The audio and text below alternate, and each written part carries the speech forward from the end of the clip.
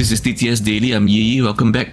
On January 1st, 2025, a Tesla Cybertruck erupted into flames in a blast outside the Trump Hotel International, Las Vegas.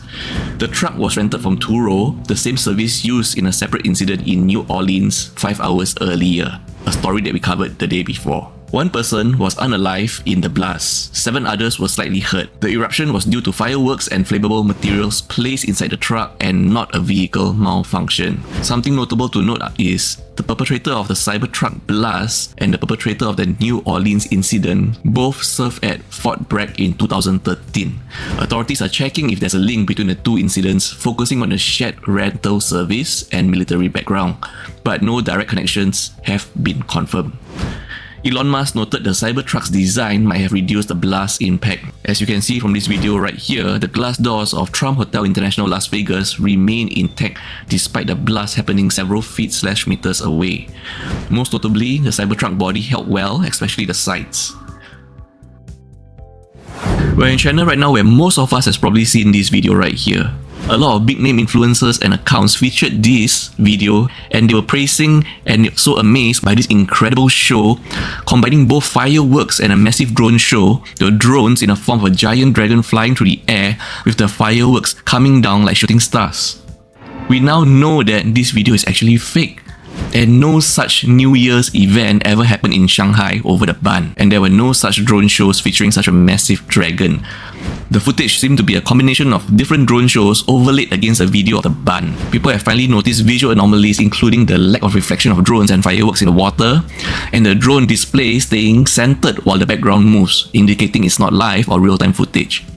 This just goes to show the times that we live in currently. So many of us, including myself, was so impressed by this altered reality drone show. Only now then we realized this was all thought up by AI.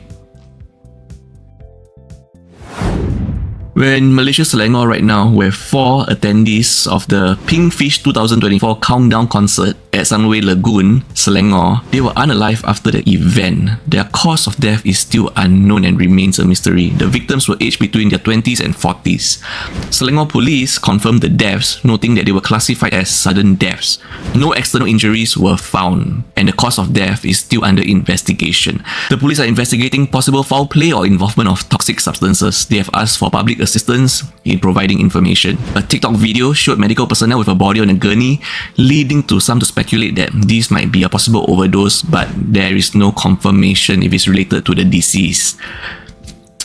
Pinkfish Event Management expressed condolences and they are cooperating with ongoing police investigation. They also noted security measures in place during the event includes over 100 police officers, security personnel and K9 units. Also, they clarified that the deaths occurred outside the event premises. We're back in Singapore right now to talk about Lady J. Lady J was involved in altercation and domestic threats. Okay, so last year, February 16, 2024, at Westmont Condominium, Lady J asked a neighbor to stop skipping rope due to noise at night in a common area. The neighbor ignored her and J got agitated and threw several eggs at her and even struck the neighbor on the head with a mop several times, leading the mop to break into 3 pieces. Lady J also beat the neighbor. The neighbor subsequently called the police and J was arrested and her husband bailed her. Okay, this neighbor moved out after the incident. I mean, yes, from trauma. About 2 months later, Lady J got into an argument with her husband over parenting styles. Because of this argument, J made several threats. One, she texted her husband with vulgar language, threatening to jump bail. Remember, her husband bailed her for the previous incident. And she told her son, within earshot of her husband, that she might unalive his father in his sleep.